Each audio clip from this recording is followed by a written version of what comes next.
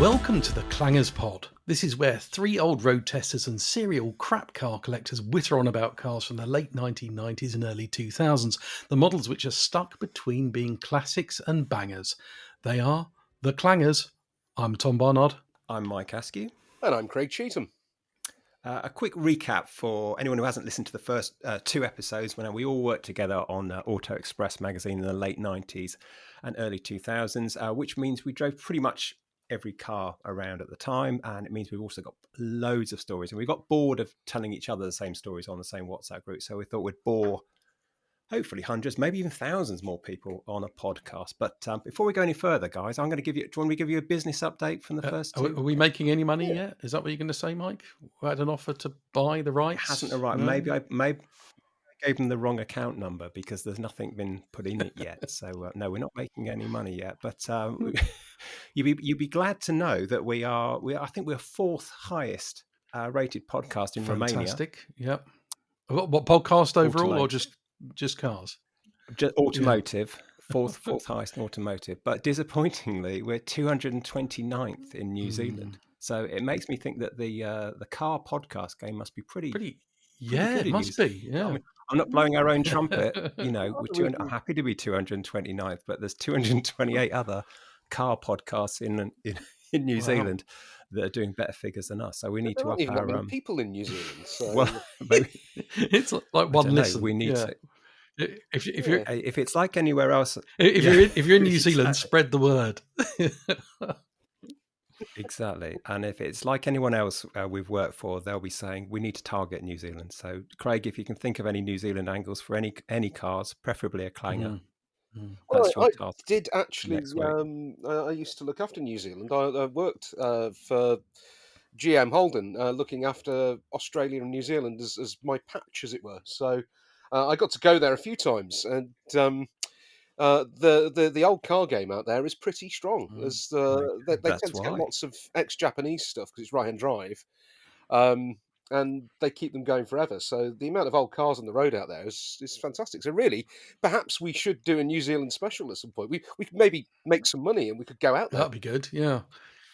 Well, we'll tap up some of your old contacts, Craig, and maybe next week we'll be 228th in New Zealand. You never know.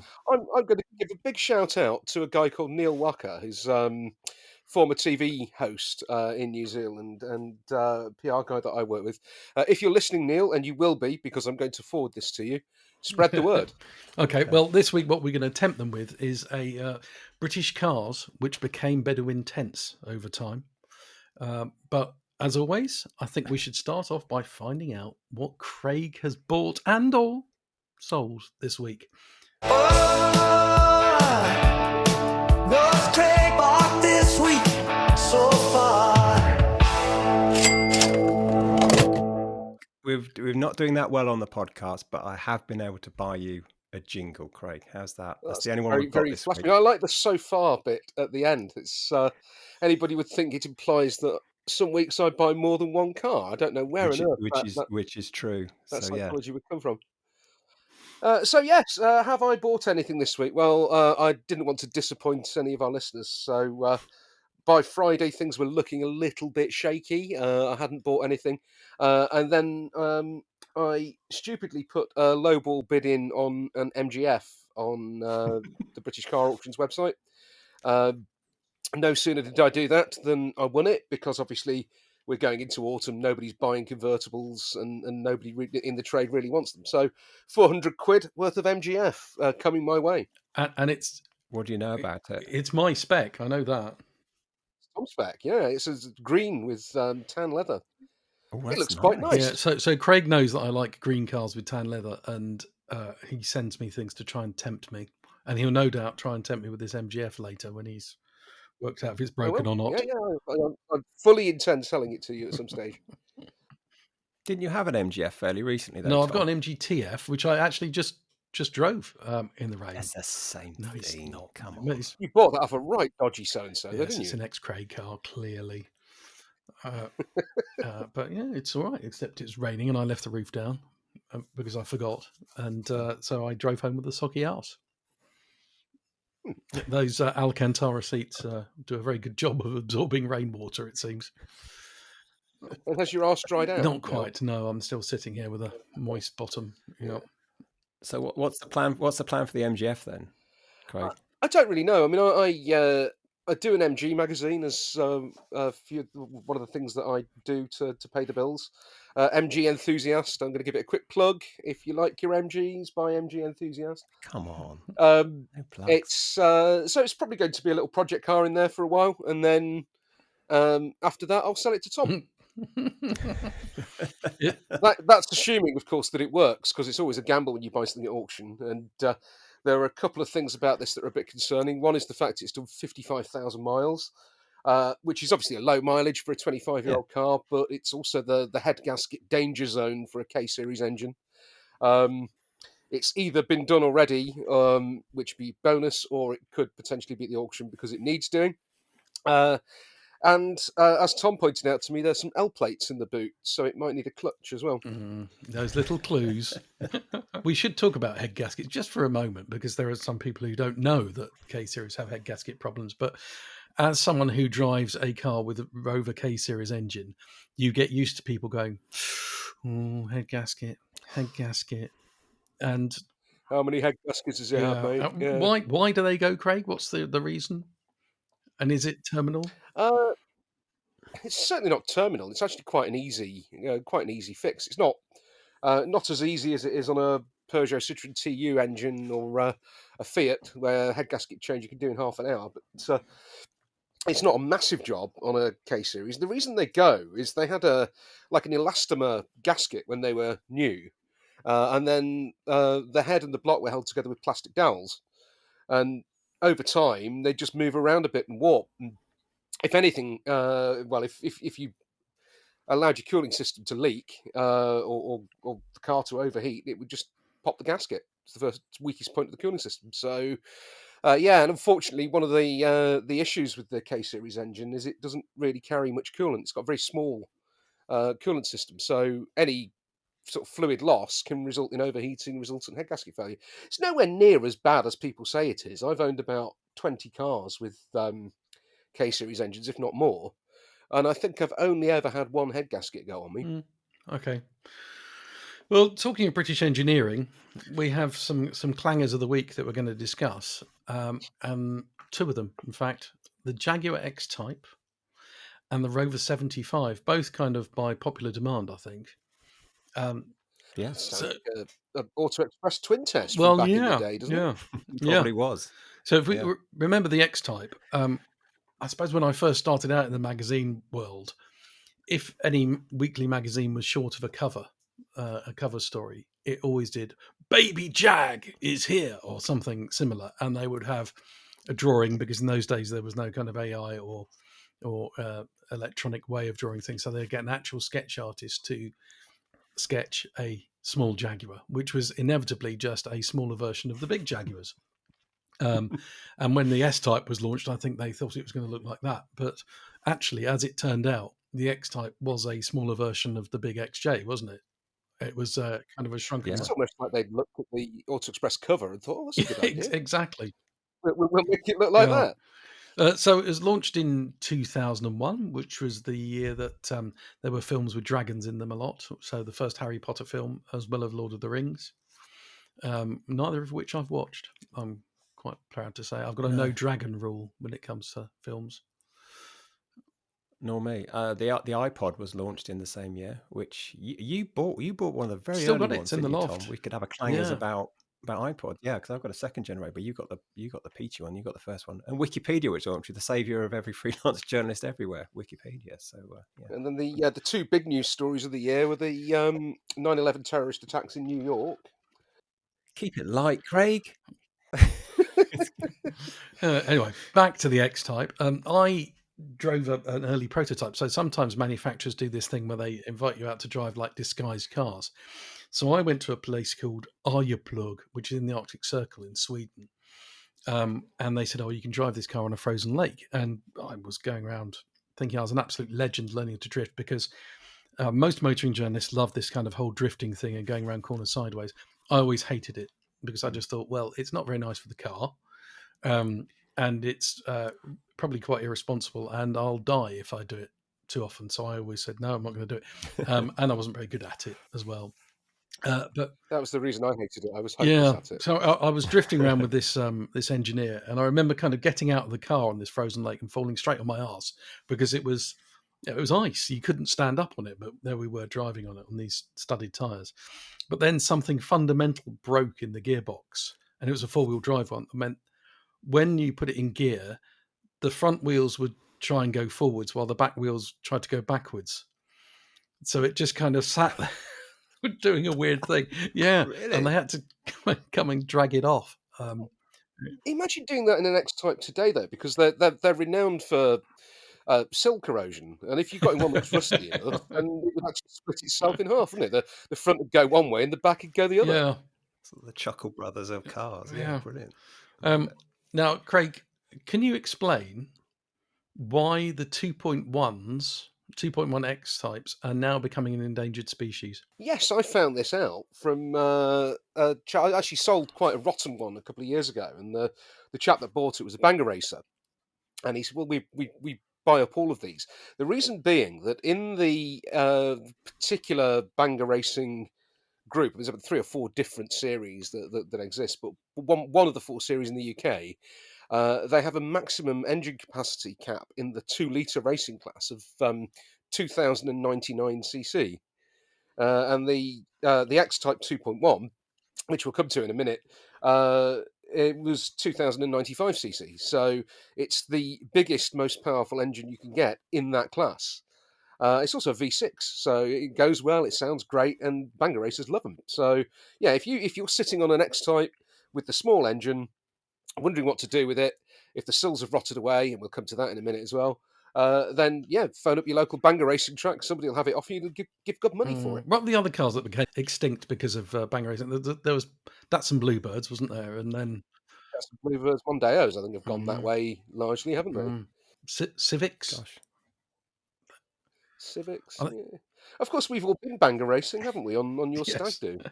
Uh, I ended up in a Citroen BX. Yeah, I on my stag do we Yeah. went banger racing, and I had a list of cars and I could choose which ones, and I had a Mark III Astra Estate because I thought that was the right combination of metal around me. But there was a BX, and I thought it's going to really upset Craig to have to banger race a BX, so I made him drive that, and the bugger won because it kind of pumped itself up, didn't it, on its suspension, so that everyone when they smashed into you went underneath you. Well, the best thing about that, and I didn't find out until a couple of weeks afterwards when I went on the Speed with Banger Racing website, but in the final, I came third, and I had no idea why. Because first of all, I didn't think I was going back out for the final because the car had cooked itself in the second race. But Cyril's rent-a-rookie, Cecil, yeah. Cecil's rent-a-rookie that we hired the cars from, they put the radiator of Mike's dead Fiesta upside down on the BX so that I could go back out for the final. And I was that terrified because obviously in the final they were all going for each other and piling each other into the barrier that I just clung to the infield and drove round slowly, letting everything unfold around me and everyone fly past. And by driving around slowly in the middle of the field, I actually came third. No, yeah, should we get back to the X-Type? And at this point, I should really wind Craig up by saying that the X-Type is just a Mondeo, isn't it, with a Jaguar badge, Craig? Dispel the myth for me. It's a bit like having a K-series engine Rover and being asked how many head gaskets you've had. It's quite tiresome, really, because I've had quite a few X-Types. I actually really like them. They're really nice cars to drive, and people come up to you and say, "Oh, nice Mondeo, mate." And the irony being, I actually looked into this because I was A, partly irritated by it, and B, being paid to write a magazine feature, which obviously, made sense to do a bit of research. And there was only 13% commonality between the Ford Mondeo and the Jaguar X-Type. And those bits were the bulkhead, the sills, quite tellingly, as we found out later on, parts of the brake and suspension, front brakes, rear brakes, the front suspension, and then the rear suspension. But the rear suspension of an X-Type was actually the same as a Mondeo Estate, not a Mondeo Hatch or Saloon, which had a much more advanced self-leveling multi-link rear end. So yeah, it was far more advanced than your average Mondeo. And The irony being that Jaguar, when they launched the car, they went out of their way to try and avoid any reference. Don't mention the F word. You can't mention Ford. So they went out of the way to demonstrate the car's Jaguarness and make it Right. as much. We were there. Well, I think it's the first car that I covered, sort of from cradle to grave almost for Auto Express. I went on the various UK press briefings, and it's quite clear that the PR team had been told not to go anywhere near the subject of Ford. But the thing is, they got it horribly wrong. And when they launched the car, it was completely inappropriate for the market, because what had happened was they were so adamant that they wanted to protect the Jaguarness of the car that they didn't want it to be front wheel drive, because that would draw obvious Mondeo comparisons. So they built this really advanced 4-wheel drive system that was 60% rear bias through a transfer box, and then the two engines that the car had at launch were a 2.5 and a 3-litre V6. This was just as we moved earlier that year, I think it was March 2001, we moved to benefit in kind taxation system for company car drivers. So, while other manufacturers like BMW, Mercedes, and Audi were recognising the opportunity in the UK with 2-litre diesel engines with low carbon dioxide emissions, Jaguar were banging out these lovely V6 engines, but in a car that, in a market segment that didn't really suit that kind of car. There was no diesel at first. There was no estate. The 4-wheel drive system meant that the car was expensive. And then the irony being that a couple of years later they realised their mistakes. The first front-wheel drive car that they called the 2-litre, even though it was actually a 2.1, before it was popular with banger racers, was targeted at company car users. That had no 4-wheel drive. Nobody seemed to care. In 2003, they launched a diesel version with the engine from a Ford Transit. Nobody seemed to care. In 2004, they launched an estate. Nobody thought that was un-Jaguar-like. And actually, the 2-litre diesel became the best-selling X-Type of the lot. So, if they got it right at the start, they could have probably sold the 100,000 cars a year that they were aiming for. But I think in reality, they sold less than 250,000 over 10 years. Would the Jaguar people of the time have said, "Oh, well, it's all about America. We don't really care about Britain. Britain's piddling, and all these big engines and 4-wheel drive are right for Might have America"? been, yeah. I mean, Don't they know. did sell Maybe it over there, but not with huge success. now they're generally all rusty, and they also have kind of saggy do. roofs, don't they? Which is where the Bedouin tent comes in. The roof lining just sags down and brushes against your hair if you've got hair. And there's another British car which has, in fact, all the cars, British cars of that time, for some reason have those saggy headlines, and was also a little bit twee and chrome and old-fashioned looking. Which is the Rover 75, which requested by a big fan of the show, James Baggott, who's also worked at Auto Express at the time, and wanted to hear more about it. Now, Craig is the expert on Rover 75s, as you might expect. My dad desperately wanted one, and he said, "Can you help me find one?" And he said, I want this car to see out my days, basically. And so he wanted an automatic diesel, and he wanted a connoisseur, which is a trim level which I actually avoided putting one in a group test once because it was so difficult to spell. Forever typing. And that, I'm yeah. sure it is. So connoisseur, let's get a Mondeo gear. So he wants one of those in a dark colour with light leather. And we were looking, but in those days they were outrageously expensive. They were like £7,000. Whereas you could buy one for 700 quid that wasn't that spec. Everyone wanted that spec. So the very best low miles ones were kind of between 5 and 7 grand. And dealers were getting that for them. So I persuaded him that actually he could get a Jaguar XJ6. And he's like, "Oh, that'd be too juicy on the fuel." I'm like, "No, it won't. Aluminium, lightweight." So he bought a Jaguar XJ6 10 years ago, which he still has now and loves. So we didn't buy a Rover 75. And I'm very pleased, actually, because the Jag's been great. I remember I did the international launch of the 75, and I've got more of a soft spot for the 75 than I have the X-Type. The X-Type doesn't really kind of float my boat, but the 75 I kind of liked, actually. And there were two things from that launch. One was the designer Richard Woolley was there, and anyone who dared to use the word retro, he literally cut everybody short.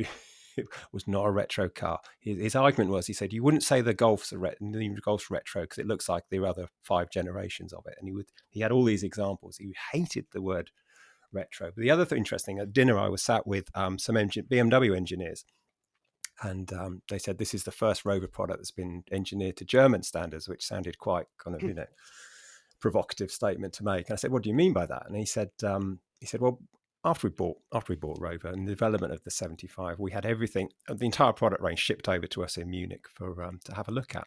And he said one of the engineers drove a Rover 800 for a week, and he said he used to turn up with it was white in the mornings, because he said anything over 120 miles an hour, which is obviously there was a big stretch of autobahn leading up to the BMW design offices. He said anything over 120 miles an hour, he said the windscreen wipers lifted off the screen. And you got this terrible downdraft from the sunroof. He said none of the seals were guaranteed over 100 miles an hour. He said you could tell the car had never really been, it might have gone to that speed once or twice during the testing procedure, but he said in Germany it would be a disaster. So it was. There were two engineers, and they were both trading stories about how awful the 800 was. I absolutely love the Rover 800, but I also acknowledge that in many respects it's a terrible, terrible car. It doesn't stop me loving the things, though. I know. My dad nearly bought one, and it's one of the few sort of clangers that I think was sort of pre-clanger era, isn't it? But I kind of look at it and I think I do quite like the 800. I kind of like the sort of hopeless optimism of those Rover products of that era, really, because you could. A coupe. Rover 800. Nobody else. Round cords and a coupe. Yeah, I think I could manage that. They built that for the US market, and then didn't actually take it to the States, did they? They were planning to sell it over there, and then I'm not entirely sure the full backstory of it, but they pulled out of the USA, having just spent all this money developing a car specifically for the US market. So, well, weren't they going to launch it under the Sterling brand? Because they thought Rover was too damaged. So it was going to be. That's going right. to be Well, they did launch Sterling. Sterling. Yeah, that was the brand. But and then nobody knew what that was. So you might as well have stuck with Rover. At least people knew what that was. So, I mean, you read the British car company history back in the, and it is. I mean, it makes fascinating reading. But my goodness, it is terrifying, isn't it, to think how that all happened. Well, I've had a few Rover 75s. Tom's dad borrowed one of mine for a while, if you remember the yellow one. Oh, you've got a yellow one. Have you still got that? It's sitting in a corner of a yard, and it deserves better than that. So it should really be brought. A yellow 75, not a ZT or any of those. Yeah, it's quite a thing. No, it's a pale yellow. Well, Craig's one's about 17 different shades of yellow, but it is primrose. It's called primrose. Was it primrose yellow? Pale yellow. Mine's got black leather, which goes quite well with the pale yellow. So, you remember the colour that yellow E-types used to be in the 60s? That really pale, really quite fetching shade of yellow, and it's there. Have you sold that? You left a green one that was Tom spec on my drive for a while, which I used to tool around in. That's right. 2.5 V6. That was all right. It's surprisingly slow. Funny because you can go from one to another of those, and they drive completely differently. And I've had this with them before. You can get into 175 and then drive another one the following day with the exact same spec and engine and gearbox, and one feels really lively and one feels really slow. I don't know what it is, and I'm not the only person to say that either, because there's a few people I know in sort of Rover circles who've said the exact same thing. The other thing about 75 is I have almost the same issue that I had with the 206 that we were talking about last week, where it snags my toes. But it wasn't the steering column that does it. They've got a kind of I suppose some sort of noise insulation or something just above the pedal box. And when I was like going from the accelerator to the brake and back again, I always used to just touch the top of my trainer. Yes, I know. It used to really annoy me. Insulation under the dash, isn't it? I've had the same issue. You just catch your toe on it as you lift off the pedals. And then there was the V8. Do you remember that? That was, and they put the big grille on it. And Audi came out with the A6 facelift in 2004, which had a big grille. It was all like, ta-da, look, we've got a big grille. But I seem to remember Rover got in first, and it was all like, oh. That's the time that Rover became known as the English patient, wasn't it? Because it was. I mean, it was a bizarre thing to do, to launch the car at the motor show and then the very same day fire a warning out that the company was in trouble. You know, in what sense? You know, what? In what way? Why would you do that? Why would you try and put people off buying something? You know, and the irony being, the 75 was actually probably the best Rover, certainly the best Rover since the R8 200 had come out 9 years earlier. I have a quiz question, actually. Linking these two cars, other than saggy headlinings, a designer did the estate version of both the Jaguar X-Type and the Rover 75. Who was it? I think I know this. Mike, have you... Well, there's a few. Is it somebody? Is it somebody who's sort of connected with other brands as well? Is it someone quite famous name? Yes. Is it Peter Stevens? No. It's not Peter Stevens. I thought it was Peter Stevens because he was design No. director. Did the conversion to the estate of... He said he was never very happy with... I think he was never very happy with the 75 conversion to estate, but it was work. Put food on the table, so he did it. But okay, all right, you got to put us out of our misery then. It was Ian Callum. Was it? Mm. There you go. Gosh, that must have been he must have been short of work if he was doing that. He didn't like the Jaguar X-Type at all, Ian Callum. When he joined Jaguar, I mean, the irony being that had he been there when they launched the X-Type, it would have been a very different car, but it would probably have been quite relevant for the market because he took Jaguar's design team, and I think he put all of the XJ saloons together in one place and said, look, what we've done here, we haven't actually evolved as a brand. We've done the same thing, and then we've repeated it, and for the last 40, 50 years, we've been selling the very same car, and we need to change that. So over the course of the next decade, he changed the entire Jaguar lineup, didn't he? The X-Type was replaced by the XE, which didn't really do that well. Or that probably had more to do with the fact that they had chocolate engines rather than there was anything fundamentally wrong with them otherwise. So what Peter Stevens did, going back to Peter Stevens, he did the MGZ cars, didn't he? I knew there was a connection somewhere. I just playing with you. He did the Z car versions of the 25, 45, and 75. I think actually worked really well on the 25 and 45, but the ZT, I don't know. It's a bit like seeing Jacob Rees-Mogg in a tracksuit, isn't it? It's, the problem I always had with the ZT was that they couldn't afford to change the door handles, could they, or to test them? So it was, instead of the chrome strip of the 75 going into the chrome door handles, they thought, right, we'll make them body colour the strips. But then there's we can't do it on the door handles because it won't pass the tests, and after a couple of years it'll peel off or something. So they left them as chrome, and it just looked like somebody had got them from a scrap car or something. It looked wrong. The chrome bits that were at the bottom of the door on the 75, they were body coloured on the ZT. I mean, I've got a ZT and I love it, despite the fact it's a bit incongruous. It's a great car to drive, and I don't know. I think in time it's actually started to look a lot better than it did back in the day. But the chrome bits on the bottom of the door, they painted those body coloured, but they were still made out of a sort of chrome material. So as soon as you got a stone chip on them, the whole thing would flake off and reveal the chrome underneath, which looked ridiculous.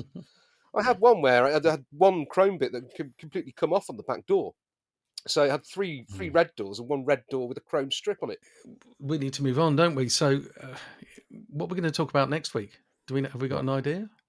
Can I put two proposals forward? Yep. I think we should go small again. I think we should go big, small, big, small. I would two I would like to propose is the Mini R50, so the first of the new generation Mini, or the Fiesta, which I think was global bestseller. Which Fiesta? The 2000? Yeah, the boxy one, Fiesta. the one that was good. That was because there's the old one that there was the old kind of slightly round. I can't remember the model. The one that became a Mazda 2. Yeah, no, the one after that, I think. The one after that, yeah, the slightly boxier one. Yeah, that came out. The one where you had to drive through Europe to come and do a group test. Whatever that one was. Story. I also ended up in a little bit of a police chase in one once as well. So there's another good story. It wasn't really a police chase. I was pursuing somebody in it as if I was the police. Isn't it odd that if it was a BMW, we'd know it was an E39 or an E30 or whatever? But the best-selling car, we've no idea what the model. The slightly boxy one. That's it. That's literally. I believe. Oh gosh, yeah. I should have gone with Mark, shouldn't I? Yeah, Mark 6. Yeah, that's of course it was. Yeah. But the Mark 5 was the first one that handled nicely because that was the original kind of Richard Parry Jones one, wasn't it? And then that kind of came together with a better design of the Mark 6. So Yeah. Okay. So those are my two suggestions. But went Fords of that era, or was it the era before, all known by sort of girls' names after somebody in accounts they liked or something? And they were like the Ford I think the Brenda. escorts were Brenda and Erica, weren't they? I don't know what the. I think they might have to dig deep and see if we can find out what the Fiesta was called. Okay. Well, that's a Okay. project for next week. Or Well, wasn't it next also time the we do it. last car that they built at Dagenham? Listen, Well, we're giving we'll it find away. out There's next no point week. doing- There's no Let's point doing it find next out, week, shall is we? there? And If we you're going to can- talk about we it can talk now, about it with perceived authority, then, can't we? we've got a week Do a to bit of go. research. We've got a week to go on Wikipedia, Craig, and pretend we've. I'll this go knowledge is all through in the our back heads. issues. Yeah. Yeah. Well, we should probably wrap this up. We've been wittering for too long. Indeed. And if you've been listening to this on the various podcast platforms, if you don't mind giving us a review and a rating, we've had quite a few reviews so far, really surprising, all very positive. So thank you very much for doing that. And if you want to get in touch with us, we're on Instagram at Clangers Pod. We've had a few people interact with us, send us pictures and join and ask us questions. But if you've got a suggestion for a Clangers of the future, for a future episode, please let us know. Thanks, everyone, and see you next time. Thank you. Bye. Bye.